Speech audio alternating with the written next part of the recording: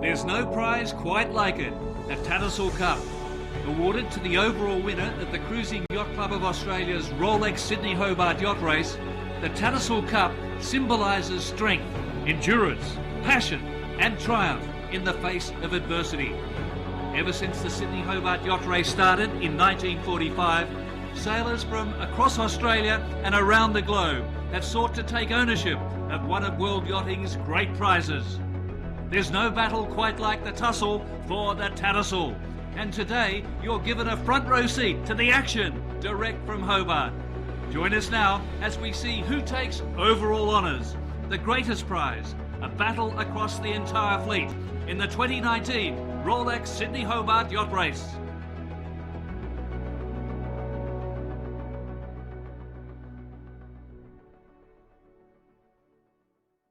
When the 157 yachts departed Sydney Harbour on Boxing Day, the fourth biggest fleet ever, the Tattersall Cup for the overall handicap winner was up for grabs, and also the various divisions. The favourite for the Tattersall Cup was reigning Australian Ocean Racer of the Year, Matt Allen, in his Formula One Grand Prix TP52 Ichiban. Joining me here today is Olympic silver medalist Olivia Price and celebrated journalist Rupert Guinness. Liv, the 60-footers dominated the handicap last year, but how have things evolved in 2019? It's been really interesting, Gordon, to see the battles among the divisions as well as for the overall win. We've seen smaller yachts at the top of the leaderboard for IRC, as well as the TP52s and a couple of 40-footers. So we've got Cutwincher among the group, we had two Unlimited, and of course the TP52. So it's been really interesting to see what division has been sitting at the top of the leaderboard throughout the race. And Rupy, you've been dealing on RolexSydneyHobart.com, profiling a lot of the smaller boats. Is that the real DNA of the race? Very much, Gordo. There is so much attention initially on the race for line honours, which is always dramatic and exciting. But rest assured, for more than 100 boats in this fleet, the main interest or focus is to try and win the Tattersall Cup, the race for overall. Well, we'll be focusing in this telecast as very much a celebration, won't it be, on the smaller boats that are really trying hard to get to the finish and win their division. So join Olivia and also Rupert as events unfold.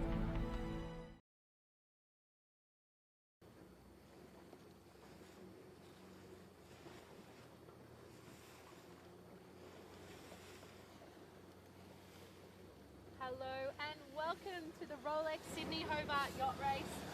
With me is award-winning journalist Rupert Guinness, and this is the 75th Sydney Hobart run by the Cruising Yacht Club of Australia. As Gordon mentioned, my name's Olivia Price and we're bringing you these stunning pictures from the River Derwent as we make our way through the fleet and discuss the overall battles that have evolved out of the 2019 Rolex Sydney Hobart Yacht Race. We've got pictures on Hoodspar at the moment. So this is owned by Bruce and Drew Taylor, and they've done 25 Sydney Hobarts together. Rupert, how has the race unfolded so far? Well, yeah, thanks, Olivia. Yeah, it's been a superb last 36 hours or 48 hours now, although now the race is actually entering its fourth day, and just going alongside Schutzbar here. Very much what the race is about now is the question of who will be winning the overall race, the Tattersall Cup of the Rolex Sydney Hobart race. We saw a brilliant winner in the line honours by Comanche yesterday, but no sooner had Comanche and the other four Super Maxis crossed the line, and then attention turned towards this classification, which is really the classification that everybody is going for in this Rolex Sydney Hobart. Yes, exactly. We've had a bit of a slow day overnight last night and into today, and now we've got a gaggle of yachts coming down the River Derwent. We've had St Jude, Abbott's Vamp, we've had a whole bunch of yachts, we've had Koa, but right now we've got Hoodspar on our screen, and there's a couple more yachts coming in behind us. So there was a big light wind patch earlier this morning that affected a lot of the yachts. They got stuck at Tasman Island. However, as you can see, we've got a beautiful sea breeze here in Hobart that is pushing everyone straight down the river and towards the finish line at Castray Esplanade. So just a quick recap of the race so far. We've had multiple leaders. We've had, initially in day one, we had Marcus Grimes's Insomnia, we had Showtime, Hoodspar, Daguet 3, one of the French entrants, as well as Tasmanian entrants Willie Willie Smith's Philosopher and 2 Unlimited. And then on day 2, it was the older classic yachts that had their time in the sun. We had Cat Wincher up the top of the leaderboard, as well as Komatsu Azuro and Windrose, both S&S beautiful yachts that have entered in this year's Rolex Sydney Hobart Yacht Race. As you can see, the conditions here on the Derwent are quite rough and ready. We've got about 15 knots where we are right now, hidden behind the headland of Sandy Bay, but there is about 30 knots out on the river, and with wind against current from further up the river, it is quite tricky out there. Lucky enough, we've got Aero Media on the drone and the Ronin, as well as a couple of other cameras bringing you these beautiful pictures from the River Derwent as a whole bunch of yachts make their way towards the finish line. And I think they're going to be pretty excited to make land, Rupert. Oh, for sure, Olivia. I think Constitution Dock has been a bit quiet up until this morning, but it's going to be peak hour very soon. And interestingly, they are actually going to open up Constitution Dock itself to put a lot of the boats in. So that's going to be a great scene there. It's been a long time since we've seen a Rolex Sydney Hobart fleet, take up all the area down there. And I think right now there'd be, a lot of these crews will be thinking of that finish, which is so close now. They're finishing, as you said, Olivia, under some nice breeze. The sun is out, and the reward will be theirs very shortly. Oh, definitely. So just in front of us, we've got Snowdome Occasional Course Language 2, owned by Warwick Sherman. They're doing one of their multiple Rolex Sydney Hobarts over the last few years, and they've been in this group quite consistently. They've been up the leaderboard within the top 10 on the IRC overall standings, and they would be pretty happy with their finish here in front of a big lot of boats.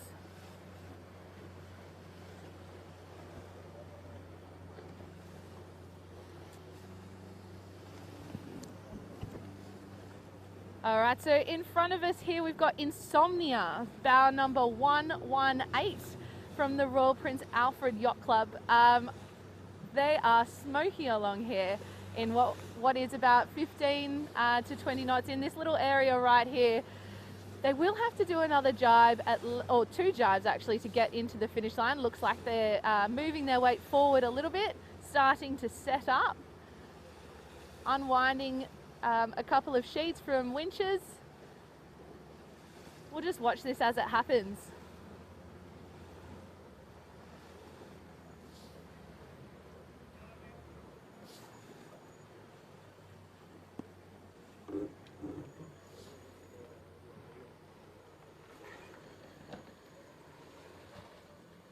So Insomnia has an asymmetrical spinnaker, so they have to, there's no spinnaker pole as per se, but there is a bow sprit. So they do have to let the spinnaker go all the way around the front of the boat and change sheets.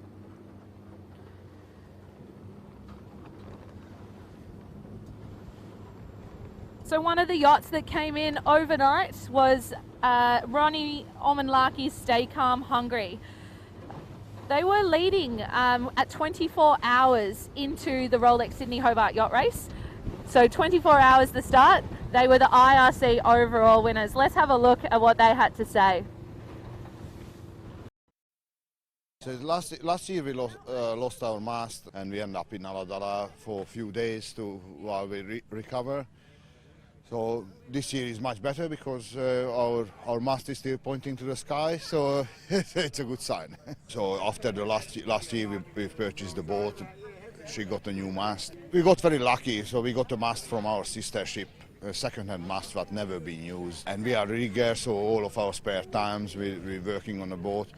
Therefore, in this race, we did not have any damage. This was our main goal to get here. We just want to finish it as a first Hungarian finisher in the race. Race is not finished at Tasman Light. You think we just turn right at Tasman Light and we are there. The race is being won and lost in that part. So it's a significant part of the race. Lots of sail changes, lots of different winds. And you need to get up on the river, lots of current, so this is a difficult part. This is one of the worst places to sail. from Tasman Light to Hobart. So it's not good. It's not a pleasant feeling. You just want to get to the finish line and have a beer.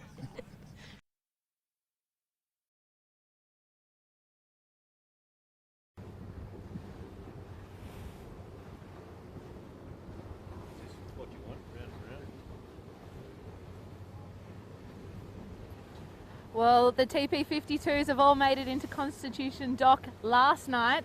We're out here on the River Derwent. We've got Pretty Woman having a fantastic jibing duel with one of the other yachts, which I'm not quite sure. I think it's Helsall 3. Yes, it is. So they've been working their way down the River Derwent together. Pretty Woman sitting here just in front at the moment, bow number 54.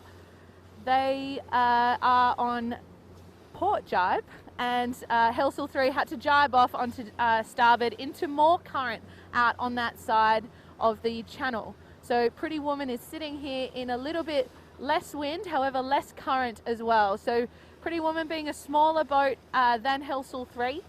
They've got a symmetrical spinnaker. So although we were talking about Insomnia that had an asymmetrical spinnaker and a bowsprit, we've got a symmetrical spinnaker here with the pole having to be changed in each of the jibes. So on board here we've got a lot of youth crew. So the Royal Prince Alfred Yacht Club has a lot of youth crew on board. A lot of them is their first Rolex Sydney Hobart. I can see Jess Angus trimming the spinnaker there. She is a very, very established sailor, match racer in her own right. And on board, I know that they would have been working as a team. The communication on board would be really, really ace. And I'm sure that Jess is looking forward to getting on shore along with the rest of the crew. You've got a feel for the younger members of the crew who are just finishing their first Rolex Sydney Hobart. It's a big moment coming up for them. I'm sure they're going to have a lot of things to talk about.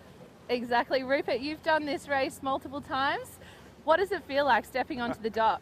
I wouldn't say multiple times, I'd say twice. And that's quite a while ago, but both times were in different circumstances. 2000 with Nicorette, we came in about 3:30 in the morning and it was freezing cold. It was snowing up the top of Mount Wellington, but we had the line on us to celebrate. The second time was 2001 on Nicorette again, and that year we got hit by a water spout on the first night outside Jarvis Bay, and we were in the front, but then we got hit by the water spout, just like I'm getting hit by the waves now.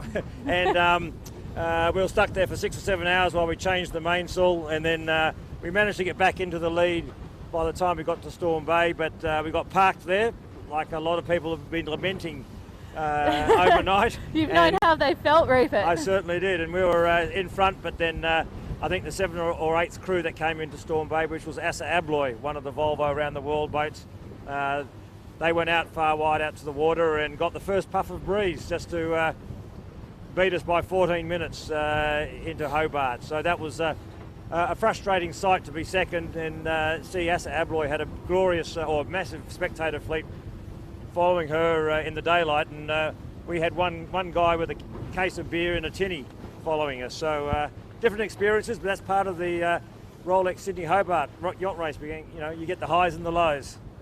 Yes, exactly, and we're obviously in a high bit of pressure at the moment after quite a slow overnight and morning at the Rolex Sydney Hobart.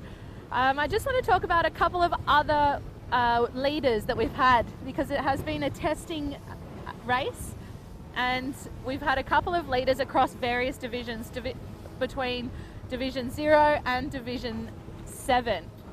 So Quentin Stewart's Maverick 49, representing Guernsey, I might add, moved into the front overall on the evening of the 27th of December.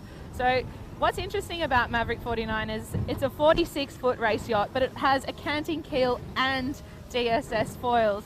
So that stands for Dynamic Stability System foils, and it's the first of its size to combine this technology. Oh, sorry, there's a wave there. So the system is supposed to reduce heel angles, drag, and then also create lift, so the boats can actually achieve higher speeds. This works best on a reaching angle, which has happened quite a lot in this Rolex Sydney Hobart. Although they got parked up again just yesterday, they weren't able to defeat the current leading champion's time.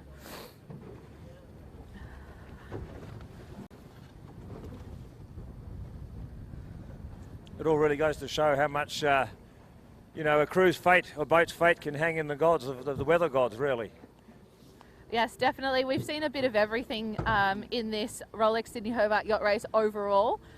We've had, as I said before, we've had classic yachts leading, we've had maxis leading, and we've had everything in between. A lot of 40 to 55 foot yachts have led this race overall, and it really isn't over just yet. We've still got about 100 yachts still to come in down the River Derwent. There's, I think, two of the smallest yachts are fighting it out for the last position on line honours, so that would be Take 5 and Gunrunner. They're still battling it out quite next to each other, so all the best to them. We'll see you hopefully very soon. But right now we're on the River Derwent, and there are so many competitors that are making their way towards the finish line at Castray Esplanade, and we'll be looking forward to docking at Constitution Dock very, very shortly.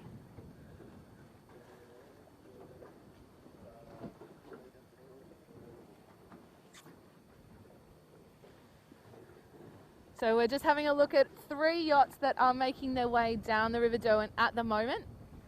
They would have had a very competitive battle down to this point. We're about a nautical mile and a half away from the finish line. So this is 2 Unlimited. It's a Tasmanian yacht. The boat that is leading this 3-pack is 2 Unlimited. It's a Tasmanian entrant. They were leading for quite a long period over this at this race. Obviously a popular boat because it's Tasmanian, but you can see with the it's got quite a large spectator fleet following her, hasn't she? Yes, and it should have given it away, Rupert. There's plenty of yachts here. Spectator fleets that are looking at the, I think, 15-strong Tasmanian fleet in the 2019 Rolex Sydney Hobart. Of course, this year's race has had a huge fleet, 175 at the start. 57. Sorry, that was getting carried away there. 157, and remarkably, it's only had a few withdrawals, which to this point, which is you know, credit to the preparation of the yachts, I think, and the crews, and you know, albeit the conditions may have obviously helped or have not hindered, as the conditions may have in the past, but it's still great to see so many yachts finish into Hobart. Exactly. I was hearing from the yacht Enigma. Isabel Rollins on board was sending some quotes and some photos in to the Rolex Sydney Hobart Media Centre, and she said that on the first night it was about 30 knots and 3 metre swell where they were, and then they've been able to drink coffee and cappuccinos and all sorts of bacon and egg rolls and luxurious items and food. So I believe that it got quite light out there, and the pictures proved it. Of course, a lot of these boats that are coming up through the fleet now and in the next day or so, they do have different nutritional patterns, programs than say the crews on the Super Maxis. As you said, they bring all sorts of different foods. Some crews bring cooked foods, roast dinners and the likes. But they're going to be out here for longer too. So it's not just because of trying to enjoy life out at sea. It's obviously you're going to be longer at sea. Eating natural food is obviously better than just eating all sports scientifically designed foods that you may do on a crew that's only going to be racing 1 or 2 days at the max. Yes, there's been quite a lot of difference in food, as Rupert was saying. Some people may not have eaten any food. It happens. I do know that happens.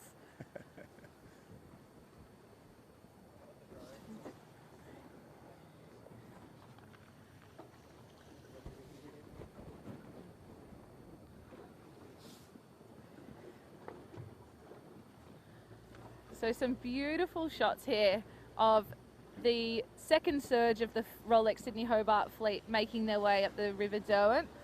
I call it the second surge because it's been quite a quiet morning this morning, with only 2 yachts making their way to Constitution Dock in the early hours of the morning, and then we've had a big pause in the amount of boats that have come through. Actually none until just this afternoon. And that's been because of a bit of sea fog, really, really light conditions on the River Derwent.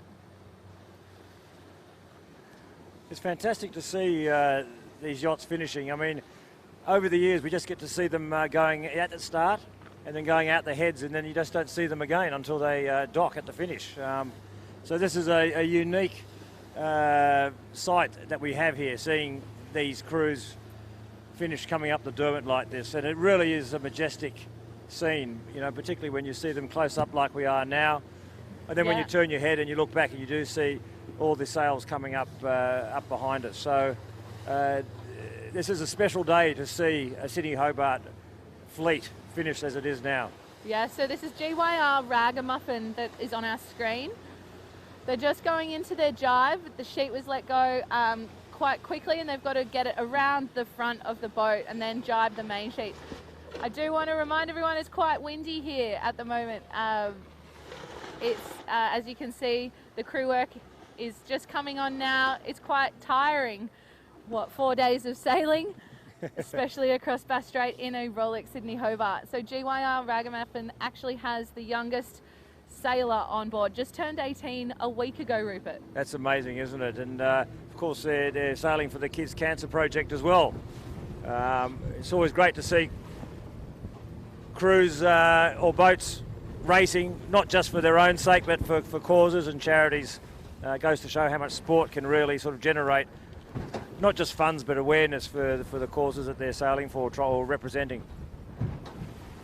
Yes, exactly. I believe that there's a Tasmanian yacht coming in behind here again. Just hold with me 1 minute whilst I try and find their name.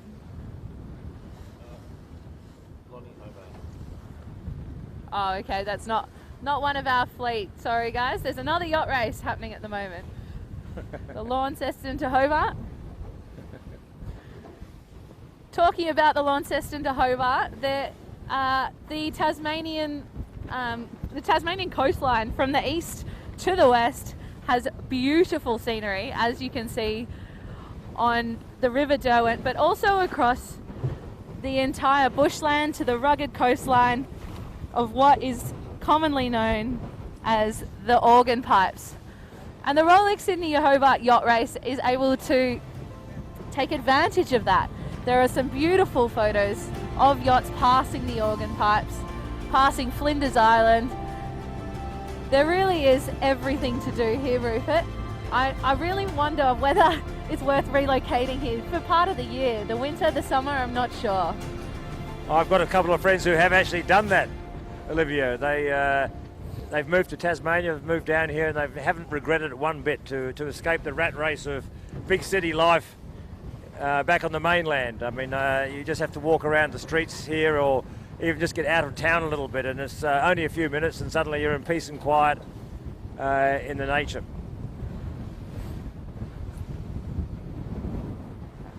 Yep, so we'll bring you back here to the Derwent now.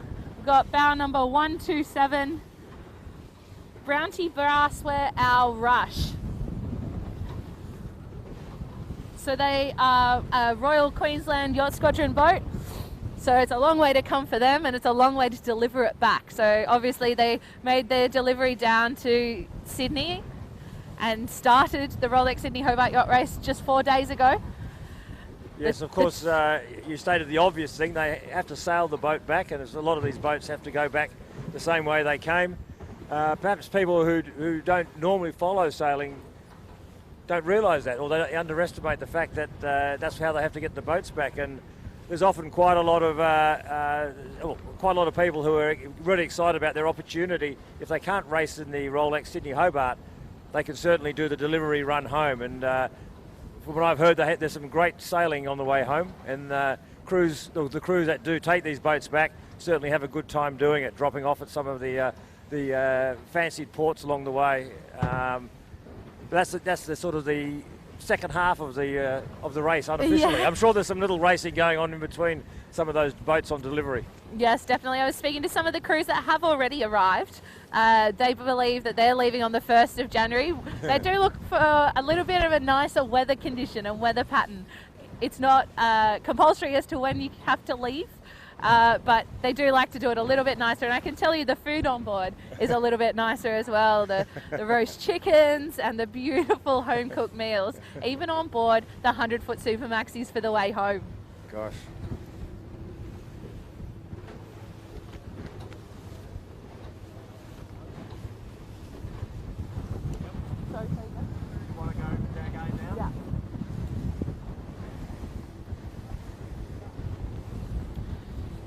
So one of the boats that has frequented the top spot on IRC overall in the 2019 Rolex Sydney Hobart is Daguet 3. So they're the French entrant in this year's race, and we were able to speak to Frédéric Pouzin, the owner of the Curve 46, about his Rolex Sydney Hobart Yacht Race experience.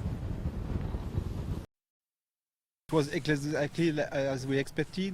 A lot of wind, waves, no wind at certain time, and long run with a junior curve, full speed was crazy, nice. Lots of very high level competitors. So it's something different. For me, it's the best race in the world for sure. Very happy with the boat. We have to learn a lot with the boat now. But for 1 week before, it was we start from zero. And finally, we have a nice place. We think we are exactly at the place we imagined to be. And yes, we know that this boat has a big potential, so we will be back for sure. It was great.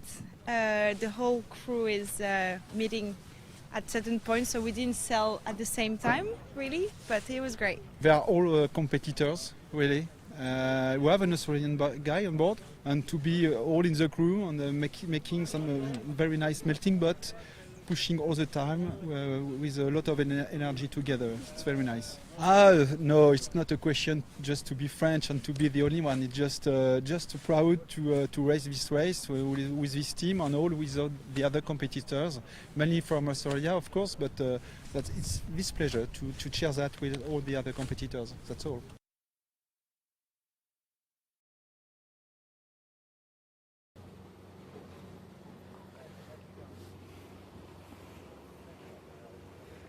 Okay, so back on the River Derwent. Rupert, can you tell me a little bit about this boat on our screen now, Happy Wanderer?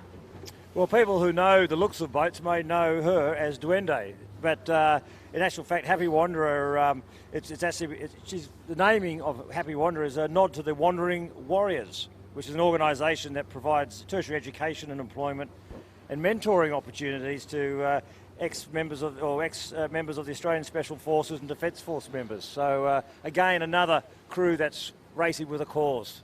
You know. Exactly, and this boat, as you said, formerly known as Duende, has raced in many Rolex Sydney Hobart yacht races. Even took a Rolex Sydney Hobart legend Tony Cable on his 50th race a couple of years ago. So is no danger to the volatile conditions that we've experienced in this year's Rolex Sydney Hobart. Obviously, the historic 75th Rolex Sydney Hobart, run by the Cruising Yacht Club of Australia. They're just setting up for a jibe now. They're looking like they are going to do it quite soon, so we might stay on this screen and watch what's happening. Yeah, in this crew, there's a wide variety of experience among the crew members. It is a great cause what they're racing for. I mean, the Special Forces and Defence Forces, that transition phase when their careers finish. You know, it's no secret it's a major issue. The well-being of our forces when they come into retirement, or when they're forced out of retirement into retirement. I mean, due to circumstances beyond their control. And I just think the awareness for what they're racing for is very important. Not just from a career point of view, but also well-being, mental well-being. There's a lot of talk about the mental well-being of athletes after their careers, but with the Defence Forces, what they see and experience is absolutely confronting, I'm sure. So good on them for getting near to their finish of their Rolex Sydney Hobart. A little bit of a tricky jibe there. They've got a small spinnaker up. One thing in the Rolex Sydney Hobart, the 628 nautical mile race, is that gear breakages can happen, and so you're stuck using some out of range gear that you may not be used to using in these conditions. So, you know, it's all about finishing the race.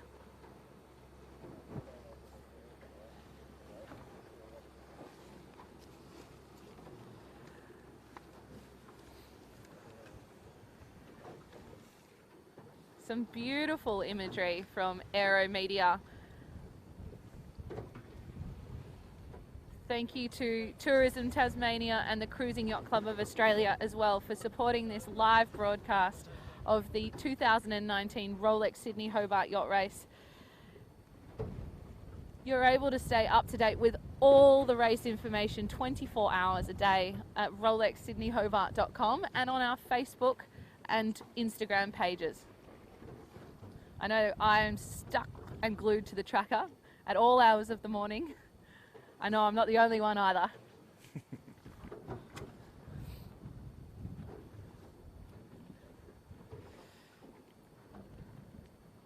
What a glorious finish to the weekend, huh? You know, Sunday afternoon. Is it Sunday, Rupert? Apparently. Apparently.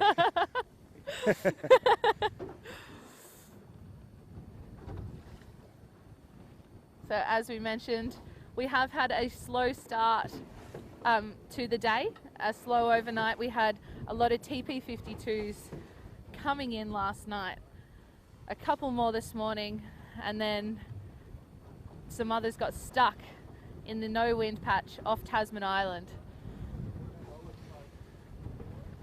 Certainly the atmosphere in Hobart on land is building up by the hour as the crews are arriving and finishing. There's the traditional scenes of families and friends meeting each other, and very quickly the local establishments are filling up with crews celebrating their experiences out at sea for the last 3 days. Yes, it's been a grueling and testing race. There was winds of up to 40 knots on night one. And then it all eased off. We saw Naval Group and Wild Oats 11 specifically getting caught in a really big hole of no wind. The transitional period was quite extensive, meaning that tacticians and navigators would have to work really hard along with their crew work to change sails all the time and really prepare for what's ahead of them and what they're in. It's like interesting that the conditions may not have been as brutal as some past Rolex Sydney Hobarts, but certainly, as Sean Langman of Naval Group said when he finished, it was one of the most tactically challenging races he's ever had. So the hardship of a Rolex Sydney Hobart is not always just based on how hard the conditions are or how brutal and physical they are. It's the conditions and what sort of challenges they throw at you. Yes. So we've got Carrera S on our screen. They've made their way all the way up the Derwent, and behind them there's not that much going on. We might have a little break in the yachts coming down the river. They look like they're setting up for a dive. We've positioned ourselves fantastically for these manoeuvres. Thank you to our driver Sam. He's a local Hobart local, sorry. Looks like some tactics being described from the back. Crew at the ready to pull the clue of the sail around the entire forestay and sail itself. Well, we talk about first timers in the Rolex Sydney Hobart. For Carrera S, this is the boat's first time. Fantastic. In this great race, owned by Jerry Cantwell and from the Sandringham Yacht Club in Victoria. So this is a great day for them and for the boat and for the Sandringham Yacht Club too.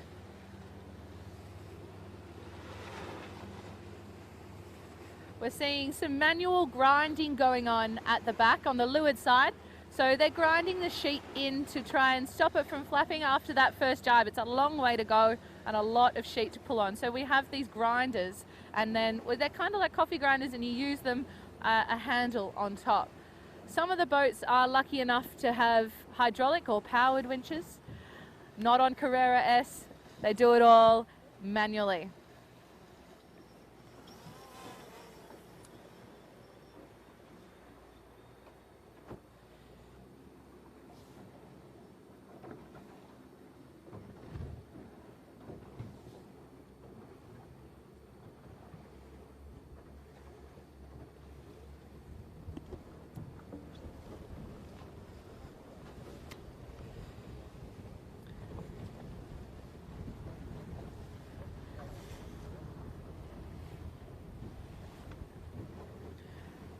going down.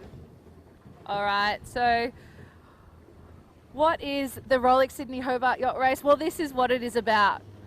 It's the excitement, the history, the River Derwent throwing everything it can at you just when you think you're at the finish line.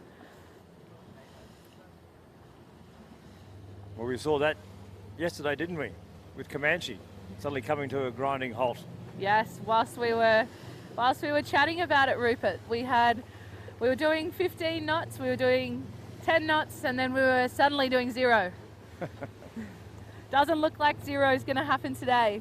It was very interesting watching, though. I've never been so interested in watching something do nothing, as in a yacht just sitting there parked. It was intriguing, but it was just great to see. Like so often, people just tell stories of the Derwent River and of it shutting down and of crews just suddenly stopping and spending hours out here, but you never see it. But yesterday we saw it, and we saw how the pressure builds on a crew, because we saw InfoTrack coming up from behind, and we were able to see the crew respond, praying or hoping for that puff of wind, and then they sent someone up the mast to go and look for the wind, and that was great. Yes, so let's take a look back at what the 2019 Rolex Sydney Hobart is all about. You're watching the Cruising Yacht Club of Australia's Rolex Sydney Hobart Yacht Race. The 2019 Rolex Sydney Hobart is the historic 75th staging of the 628 Nautical Mile Classic, a celebrated journey that starts on stunning Sydney Harbour, works its way down the New South Wales coast and passes formidable Bass Strait, then along the rugged Tasmanian east coast, through Storm Bay and finishing in the always challenging Derwent. There's no race quite like the Rolex Sydney Hobart. For more on the great race, visit rolexsydneyhobart.com.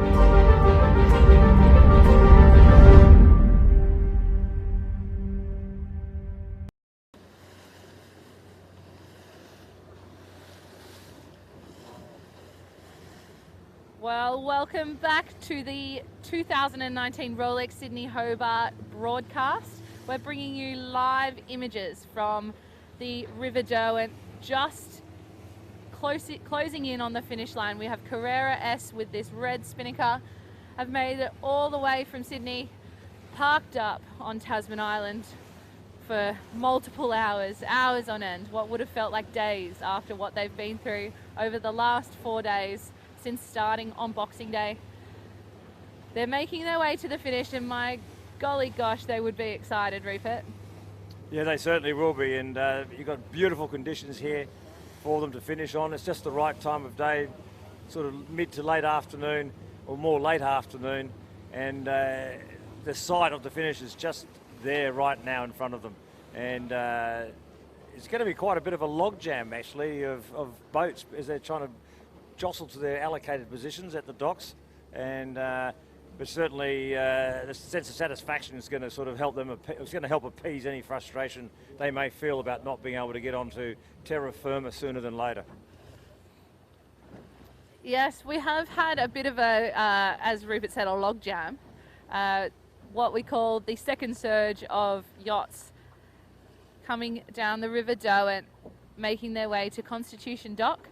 We had line honours victory yesterday with Comanche taking the line honours title and taking home a Rolex timepiece. Since then, we've seen the 4 other Super Maxis finish. We've seen the 60-footers finish, a 70-footer finish, and now, and then actually we saw the TP52s overnight. Then there was a massive break, Rupert. And just on your screen, you've got Carrera S, and they're at the end. They're done. They're done. They've crossed the finish line, but they are done. Trying to pull that spinnaker down now will be the last thing that they have to do, and then I think they'll just be ready to hit land.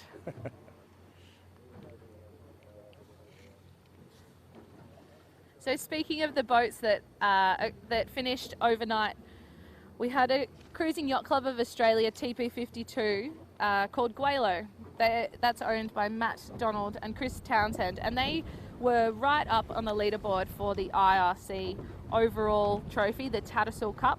They stayed on the podium throughout the race, falling off it a couple of times, but making their way back up it. So we were able to catch them last night as they docked into Constitution Dock. We spoke to co-owners Matt Donald and Chris Townsend. It was another challenging race. Fantastic fleet out there. I think 12 52s on the line. So that was our main division we had to really compete against, even though we're alongside the 60s and 70s most of the way. So it's an exciting race. Challenging at times, but we managed to get, I think, a fantastic result. Well, it's better than last year, right? We're heading in the right direction. It was a great ride. We had a lot of fun. Great crew, awesome. There was no issues, no challenges. Yeah, Wade. Where is he? Bobs. Where's Skip? Come on, man. I mean, pretty warm race, so not too tough as it sometimes is, but certainly we had our work cut out for us with all the 52s, as I just heard the boys saying. That was really our goal, to stay in the hunt through the first trough, stay in the race basically, which we did, and then be able to attack it a bit further down the course. So we had a good night last night, which put us in a strong spot to maybe attack Ichiban this morning, but we're super satisfied, we're wrapped.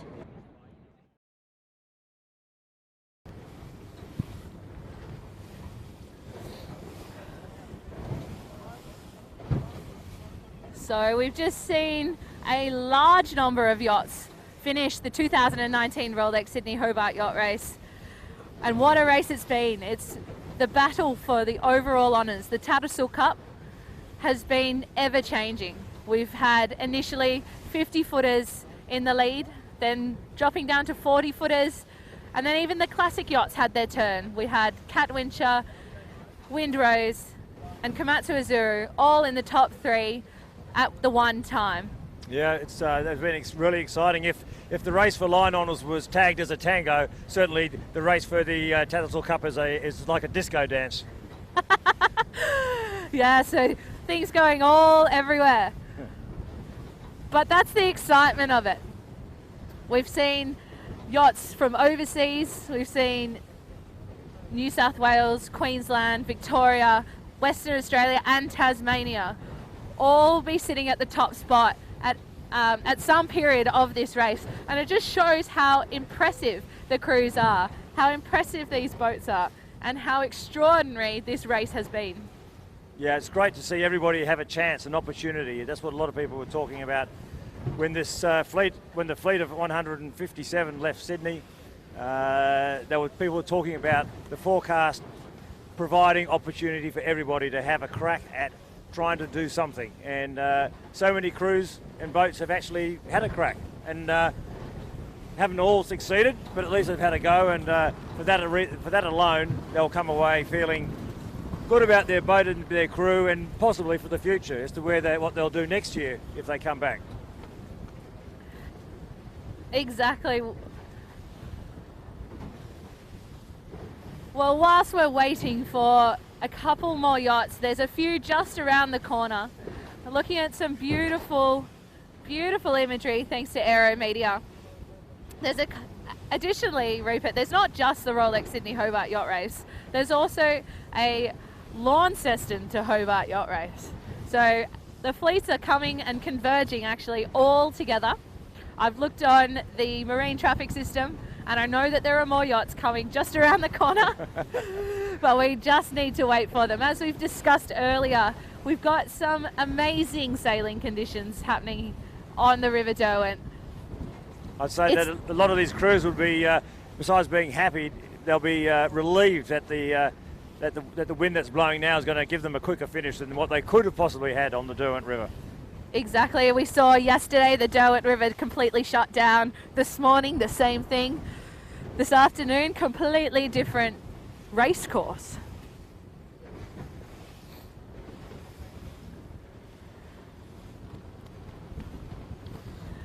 So whilst we're waiting for a few more yachts to come around the corner and make their way to the final surge of the Rolex Sydney Hobart Yacht Race, we're able to catch up with Craig Neal, who is the co-owner of Quest.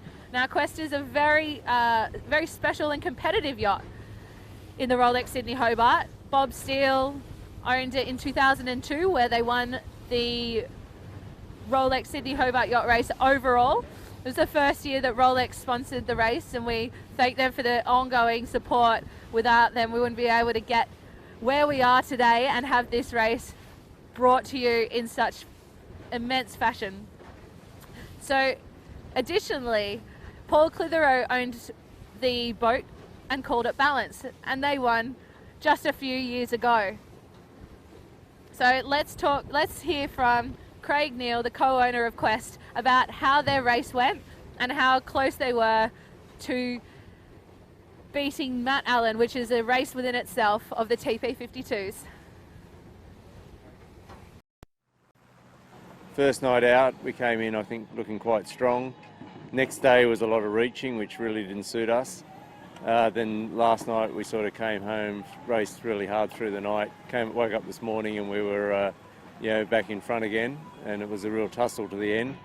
Unfortunately for us, we got caught in Storm Bay. There was nothing. So we sat there and tried to move and we couldn't get moving. And look, I think, Ichiban is, the boat to beat. It's an incredible program, great team, great outfit. And for some reason we seem to be the ones that upset them from time to time. And, we beat them in the last race in Bird Island. It could have gone either way, I think, today. My co-owner Bob Steele was unable to make it on the boat this time. He broke some ribs in an earlier race, and we really missed him. Yeah. Bob and I were racing 40-foot boats for the last 3 years, and Bob sold his and I sold mine around the same time. Now we own Quest.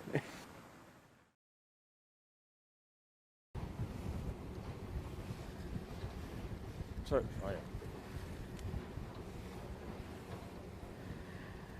And welcome back to the River Derwent, the 2019 Rolex Sydney Hobart Yacht Race. We're bringing you a big bunch of boats that have come in the second surge of the Rolex Sydney Hobart Yacht Race after their park up at Tasman Island. So this afternoon we've seen quite a few yachts come in, with About Time and Primitive Cool and Koa being the first of those three, really tussling it out. They were jiving, dueling down the entire river. But it was About Time, and then John Newbold's Primitive Cool from Victoria just edging out Peter Wrigley and Andy Kiernan's TP52 Koa. And that rounded out the top 25 on line honours. After that we saw LCE Showtime and Yeah Baby. Another Tasmanian boat closely followed them, Oscana. And then Heartbreaker and Frantic. So we've seen a lot of people come in, a lot of yachts make their way up the river in the 2019 Rolex Sydney Hobart, the 75th Sydney Hobart, which initially started when 9 mates decided to make a cruise out of nine yachts decided to make their way to Hobart on a cruise. Now, I don't know how crazy they were, but look at what it's turned into today, Rupert. I know, it's amazing in sport how what starts as a crazy idea and a lot of shaking of heads becomes an institution, an icon in their country. And the Rolex Sydney Hobart is one of those such events. It's not just iconic, it is iconic for Australia, but it's known around the world as one of the great races that in world sailing. And it's no secret why there's so many not just international entries, but also sailors who come and race and fight for a position on a Rolex Sydney Hobart crew. They're hard to get. Gone are the days when people could just lob up at the Cruising Yacht Club of Australia on the day of the race, hoping they could get a gig for a run down to Hobart. These crews are selected way in advance. They're meant to train together a lot. Quite often they can't because of the modifications that are taken out on boats. So very much the race becomes a race against time to have the boat race ready. But that's where you do need crews that are really experienced, and they may have raced with each other on other boats elsewhere, if not as an entire crew, but just components. 2 or 3 of them may have raced together on one crew, 2 or 3 on another crew, and you put the parts together, and that's how they can race so well when they've had limited time as an entire crew on the water preparing for the Rolex Sydney Hobart. So it really is a reflection of the skill and experience of these crews. And it's not just about people having the money to pay for boats and for the equipment. You've got to have good crews, and you've got to have young crews coming up as well. It's really important. We've seen some young crews come through. There's got to be development pathways for younger sailors to be able to have experience at such a big event, which is very challenging. So on our screen, we found our next boat making their way to the finish of the Rolex Sydney Hobart Yacht Race, Patriot, bound number 133. The conditions are pretty rough out here. We've got anywhere between 15 and 25 to 30 knots, and the swell and the bump is very, very high.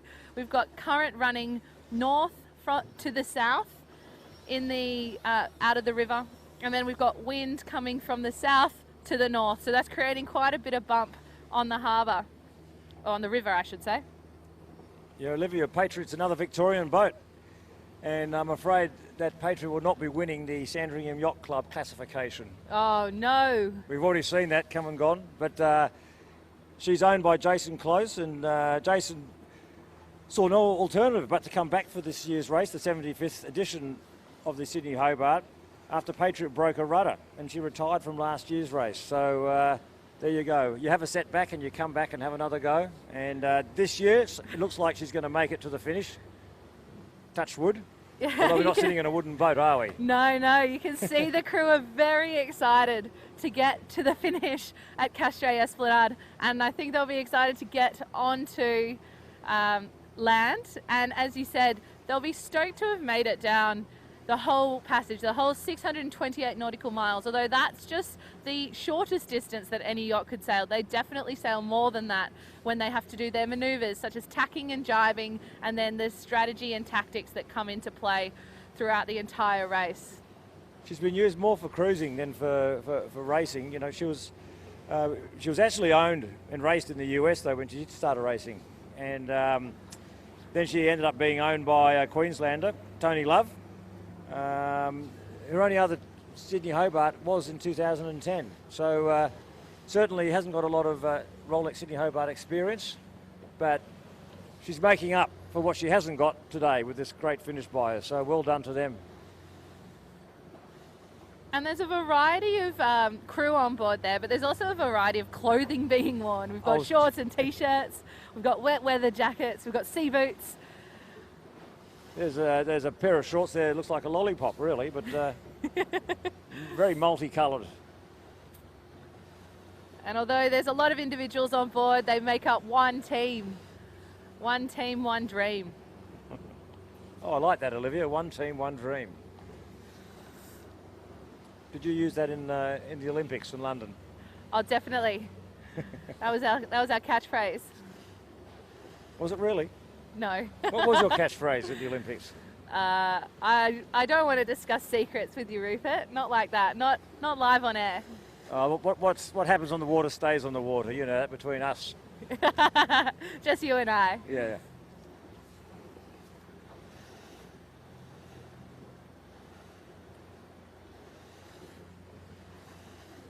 So you can see the crew are still being as attentive as the crews on the Super Maxis were, because they know they're not at the finish yet and they've still got to negotiate their run to the finish. No, as we've seen, it's not over until it's over. You have to cross the finish line. Lucky enough before, Carrera S did cross the finish line before they had a little broach. So as we've mentioned before a couple of times in this broadcast, there is a light patch of wind about where we are, and we're staying in this area because it is quite rough out in the main channel, and the wind has just decreased for Patriot here. So the little flap of the spinnaker, they're trimming it back on, accelerating again, and they'll be setting up to go for another jibe very shortly. You can see the bowman at the front furling up on the inner forestay. Or not the inner forestay, sorry, the halyard.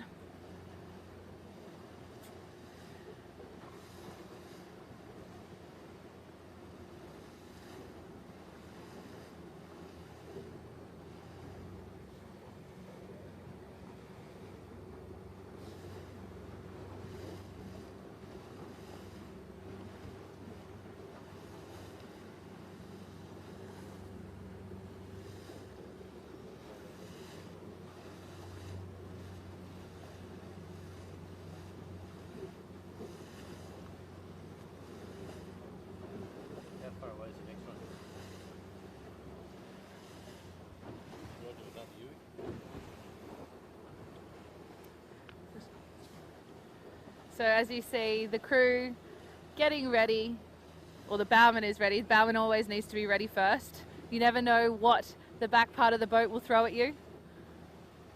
I'm one of those that stands at the back and may not give my crew enough warning. Ever ready.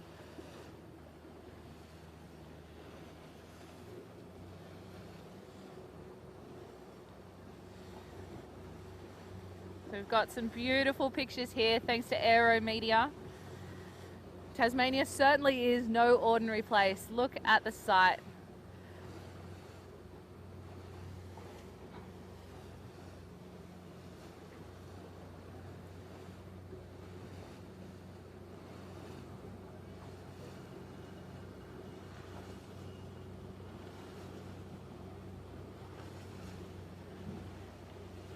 So there she goes. Hopefully her final jibe into the finish.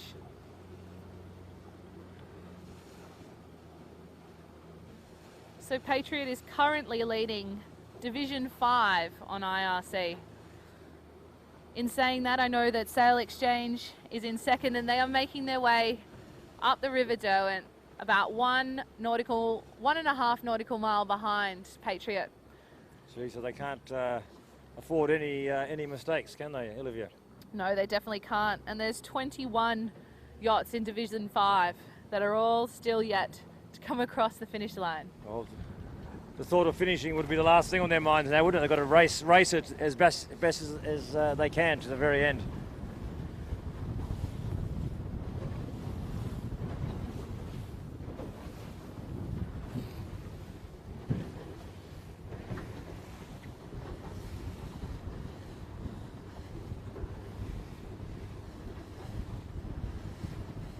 So earlier we ran you through the top 25 that have crossed the line in the 2019 Rolex Sydney Hobart Yacht Race. In 26th we had LCA Showtime, and 27th Yeah Baby, followed by Oscana and Heartbreaker Frantic in 30th. Then as we got out here we saw Abbott's Vamp and Active Again. Now interestingly enough, Active Again is owned by Stephanie Karen and she's a Queensland entrant. So I believe that she may have got the first female skipper across the line. Now I can't confirm whether that's true or not, but according to the results at this point in time, it looks like that's a fantastic achievement for Active Again. In third we had Ecstasy, and 33rd we had Ecstasy, 34th St Jude, followed by Enterprise, Rush and Chutzpah. Snowdome Occasional Course Language 2 finished in 38th, closely followed by Insomnia and Hellsel 3. Pretty Woman had a pretty tight battle with Hellsel 3 on the way to the finish line. 42nd was 2 Unlimited and 43rd GYR Ragamuffin 50. Then it was closely followed by Happy Wanderer, Bounty Brassware Owl Rush and Carrera S. Patriot is the yacht that just finished on our broadcast in 47th, and closely following them is a few yachts. We have Optimus Prime, Sail Exchange, Night Nurse and Malagai, all within 0.5 nautical miles of each other. That's going to be a tactical finish, Rupert. Yes, we have to find out the result of Malagai if she beat the cyclist. It was the cyclist who was racing her down from Malagai, or the cyclists, I should say. They were racing in relay to try and beat her to Hobart, Sydney.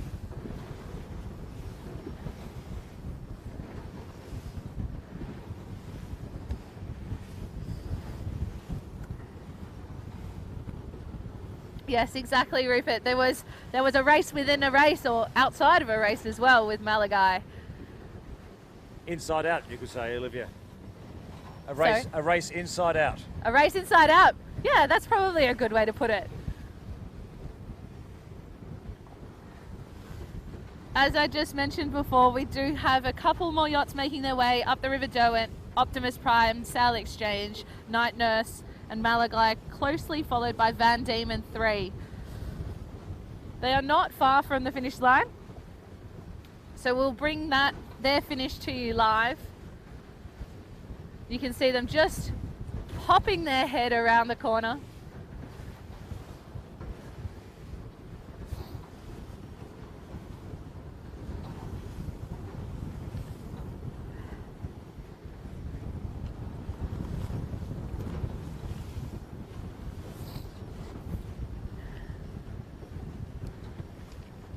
Rupert, can you tell me a little bit about what we've seen in this entire Rolex Sydney Hobart? Obviously, this is the battle for the overall honours.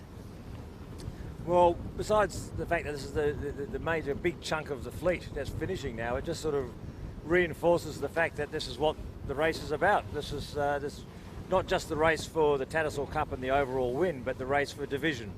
Everybody says you have to get to Hobart first, then you have to see where you're placed in your division, and then you see how you're placed in the overall standings. So you can see there's a process there. There's a lot of hurdles to get over before you even can think about getting the overall win. But the number of boats that are coming in today just reinforces the fact that this is a people's event. It is a mass event, and there's a lot of resources that are put into it, and we see this with this flood of boats coming down. That's what it represents. A lot of time and energy and commitment, separation from families, and certainly a lot of celebration and relief at the end. So as well, alongside the IRC division, we also have a couple of other divisions. So I'll just run through a little bit about what we've got with the PHS. We've got current leaders of Moody Boys, followed by I'm a Lizard and Turbulence. So Flying Fish Arctos is just behind them, and in fifth is Magic Miles. So Hellsall 3 was one of the first boats to cross the finish line, as well as GYR Ragamuffin 50 in the PHS. Now they're not in contention for that win as there are boats already ahead of them. However, anything can happen. So on our screen now is one of our Rolex Sydney Hobart Yacht Race entrants making their way towards the finish line.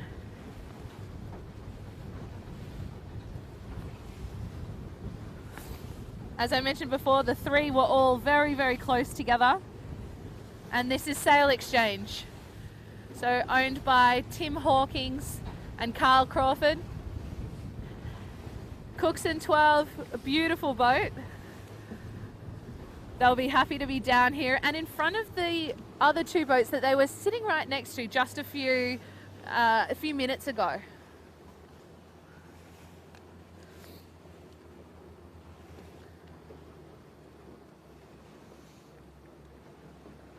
This is actually her second Rolex Sydney Hobart. She raced last year and finished 18th on IRC overall and third in Division 3.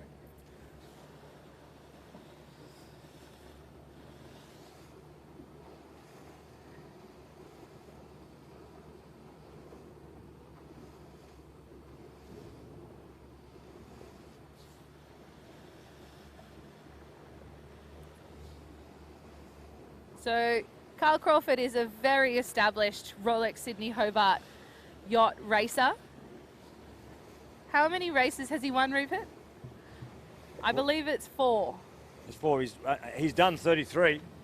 Yeah, so he was on board both times that both quests. So Quest has won twice. He's been on board for those 2 wins as well as Sagacious and Raptor. So 4 Rolex Sydney Hobart wins. There's only a few that have been able to do that. We've got the Halversons. They hold the record. And here's another little bit of information that can help you on a trivia night. He's also one of 3 father sons to rack up a total of 60 plus Sydney Hobarts. Try and remember that on a Tuesday night. Wow. Wow. He's a very experienced navigator, Carl Crawford.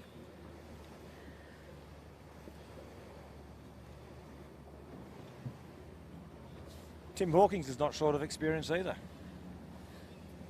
Tell me about him, Rupert. Well, besides being the co-owner, he previously sailed in the 81, 82 and 83 races. But then he came back as an owner for last year.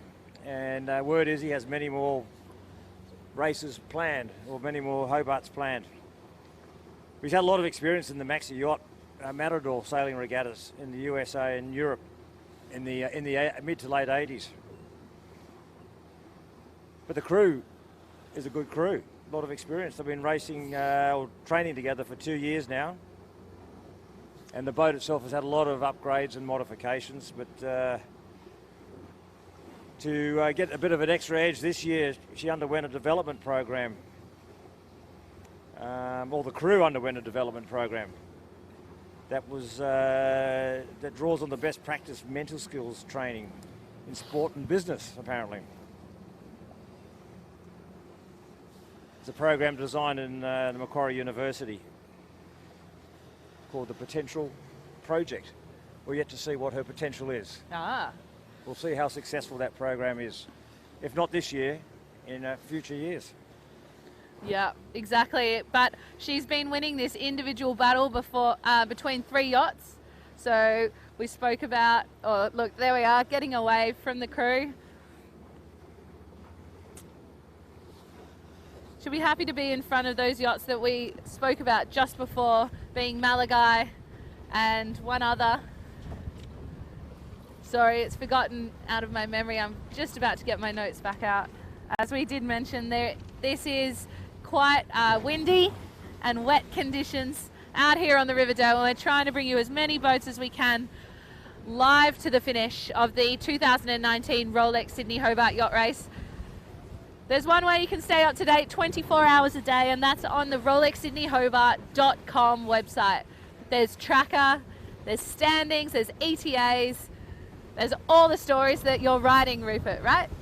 Exactly, Olivia, exactly.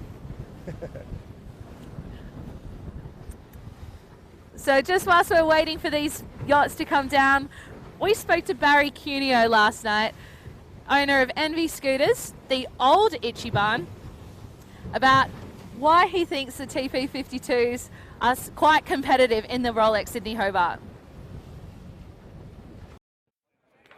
Yeah, it's been a really good year for us. We've had the boat for 2.5 years, and we've been on a constant development program to get the boat up to the latest generation and the latest technologies. We came into this race wanting to do well. We had a 2-1 record against Ichiban this year of wins against him, and so it's pretty even. But his experience, he's got an enormous amount of experience and technology in his boat, so we're always a bit of an underdog.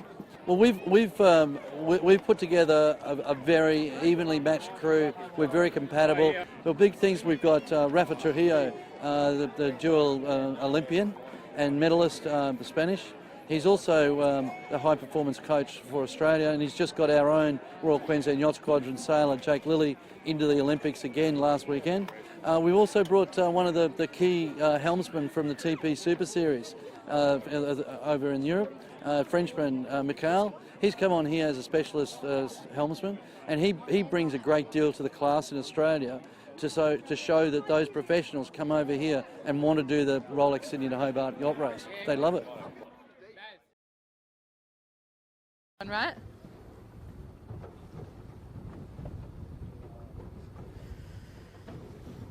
So we have an epic battle going on here. We've got Malagai racing ahead. We just saw Sail Exchange extend away from them and take the small last battle of their Rolex Sydney Hobart. Got bow number 109, Night Nurse, making their way down to the finish with the white spinnaker right off our bow here.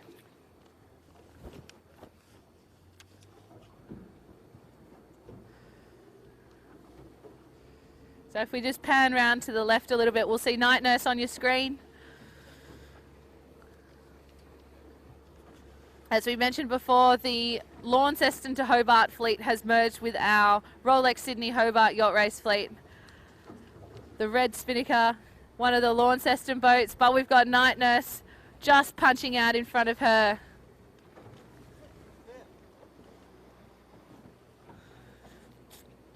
There we go.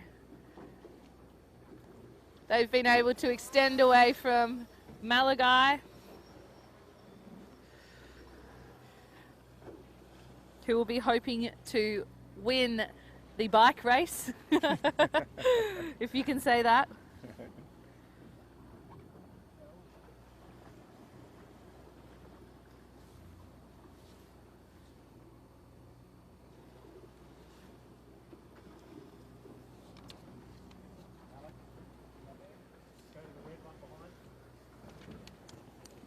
Red one behind. Red one behind is enough? Oh, it is? Okay. Black one? Is this one not ours? Not ours. Okay.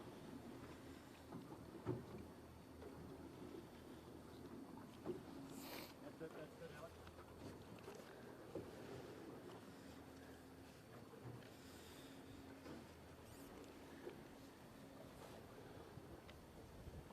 So we mentioned the battles within the battles and the races within races.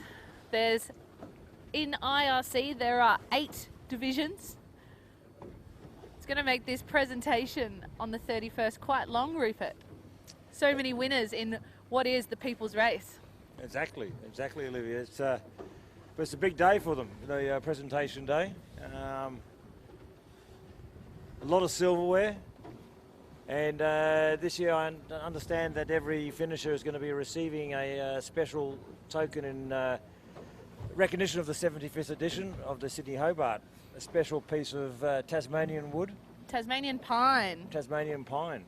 Yeah. And which is a nice, I was looking at it the other day, it's a very nice little, it's a simple design, but it's a nice token for every crew member who finishes. Sometimes the simplest things are the most beautiful things.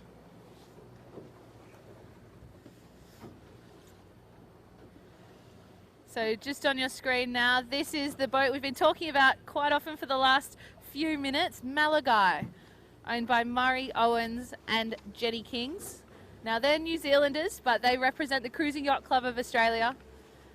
They've been in Australia for a very long time now, and they've done a lot of the last Rolex Sydney Hobart Yacht Races.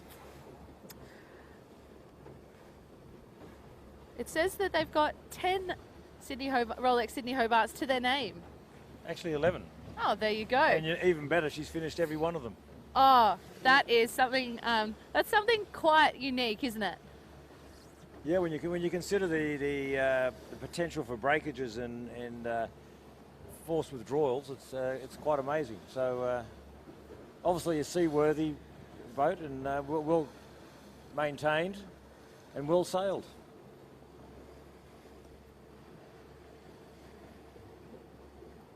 Again, they're racing for a number of charities as part of this race. The Cystic Fibrosis, Zero to Hero for suicide prevention, and the Black Dog Institute. So they've taken a lot on board, so to speak, with a view to trying to help others, if not raise money, but to raise awareness for their causes.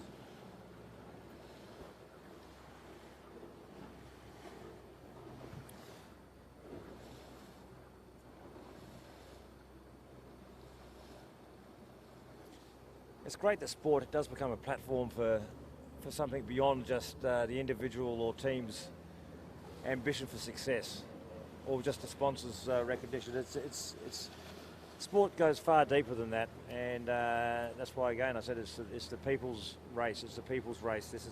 It's an event where they're competing, yes, for themselves, but they're competing with the back of the mind, not just the causes, but at the tough moments of these sort of events, when a person, a crew member thinks they're doing it tough or hard, there's always people who are doing it much tougher and harder than themselves. So that helps not just yourself get through those moments, but it's a reality check as well.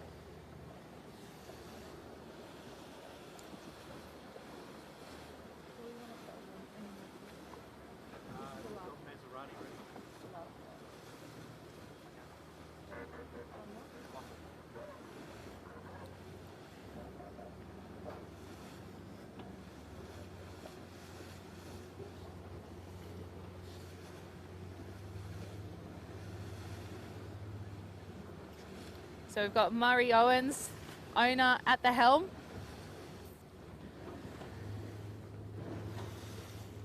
Murray has chartered his yacht out the last few Rolex Sydney Hobarts. He's been on board, but he's chartered it out to international entrants. So I know that he's represented Russia definitely at least once.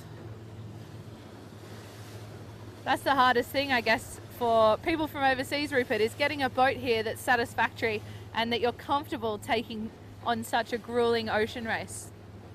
Yeah, certainly must be quite a leap of faith if you're doing that, because you don't necessarily know the boat that well, so you've got to put a lot of faith and trust in the owner, and that the owner's actually looked after the boat properly and got it ready. But then you don't know the feel of the boat either when you're racing it until, I guess, somewhere along those 628 nautical miles from Sydney to Hobart, unless you get the chance to sail her with a good amount of time before the race start. But as you said, the cost of bringing a boat down to Australia from wherever you are, whether it's from Europe or the United States or anywhere else, it's certainly a massive cost, and maybe the chances, or the worthiness of that cost is alleviated by renting a boat.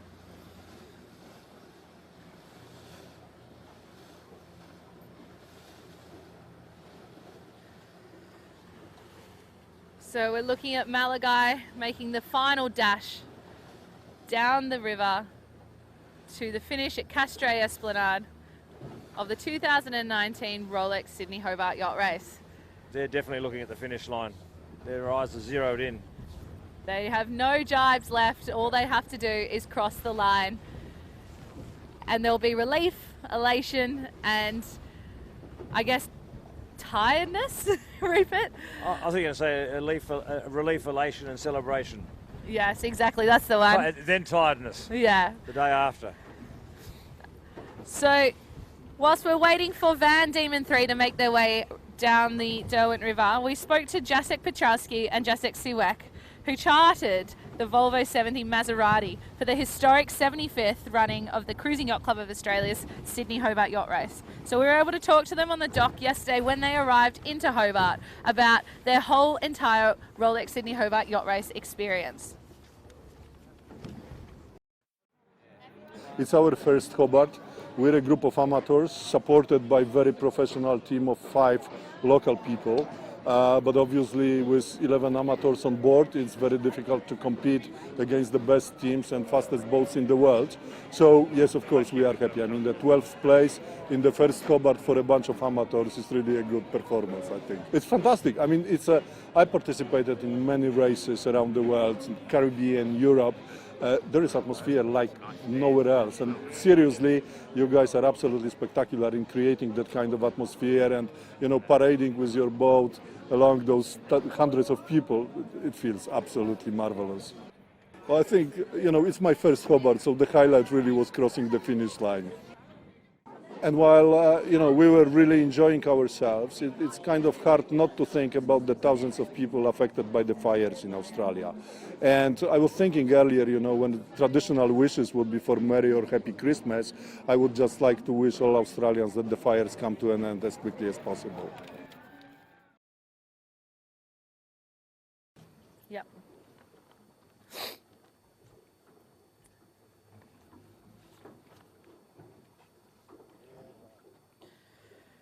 We're watching Van Diemen 3 coming down to the finish line of the 2019 Rolex Sydney Hobart Yacht Race. Van Diemen 3 is probably the last yacht that we're going to be able to bring you live, because there is a bit of a gap back to the rest of the fleet. We've been able to catch this second surge of yachts making their way to the finish at Castray Esplanade, where they will then make their way to Constitution Dock and reach land. Bow number 64, Rupert. Yeah, she's got quite a story. It's a good yacht to sign off on with. Van Diemen 3 is owned by Robert Vaughan. She's a wooden cruiser designed by Warren Muir and built by Dave Blair. And her lines are built by the late and famous L. Francis Herreshoff. And Van Diemen 3 is actually, as I said, a performance cruising yacht.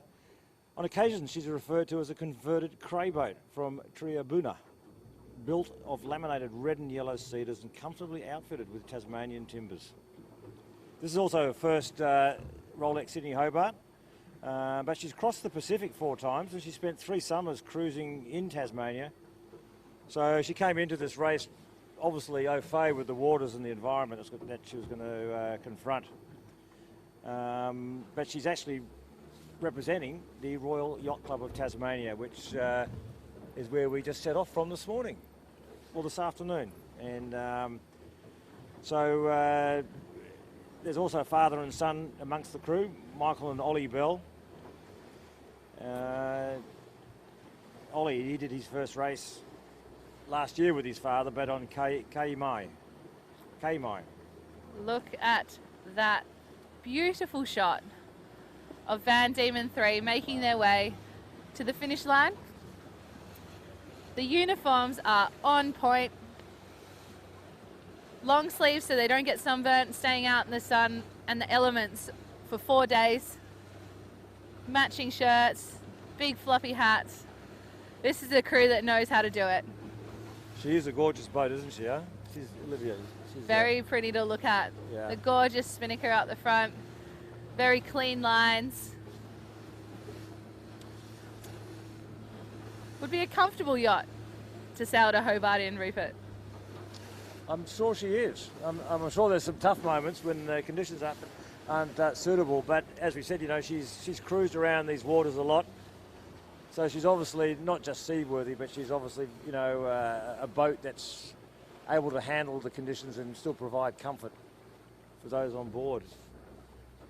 But she's so close to the finish now. This is a nice sign-off in many ways to see a yacht like this finish.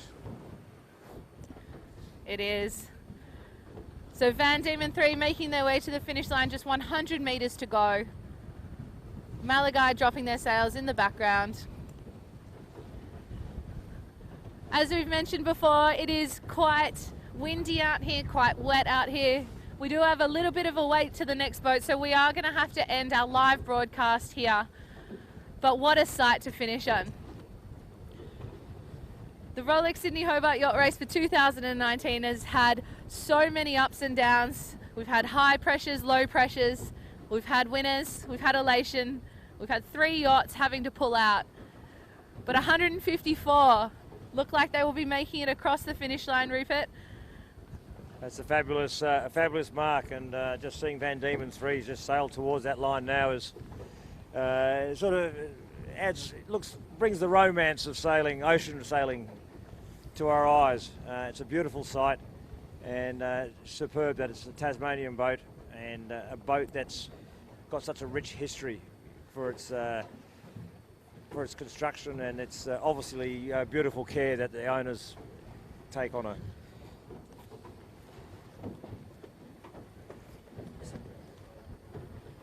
So thank you very much for watching our live broadcast of the second surge of the Rolex Sydney Hobart Yacht Race for 2019.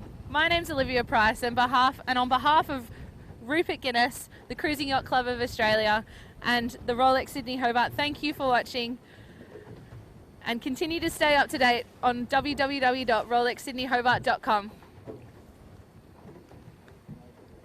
The Rolex Sydney Hobart Yacht Race is proudly run by the Cruising Yacht Club of Australia alongside its finishing partners at the Royal Yacht Club of Tasmania. The Cruising Yacht Club of Australia and the Rolex Sydney Hobart Yacht Race thanks Rolex for its long-term partnership of the race, starting way back in 2002. Support is also greatly appreciated by the CYCA's other race partners, including the Tasmanian Government, Tourism Tasmania, Events Tasmania, Audi Centre Sydney, Winning Appliances, Tasports, Janus at Sea, Grinders Coffee, and the New South Wales Government's Roads and Maritime Services. To the 1,800 strong crew, supporters, family, friends and fans who followed the race, a big thank you for your support. Thanks for watching the 2019 Rolex Sydney Hobart, the Cruising Yacht Club of Australia's historic 75th Sydney Hobart Yacht Race.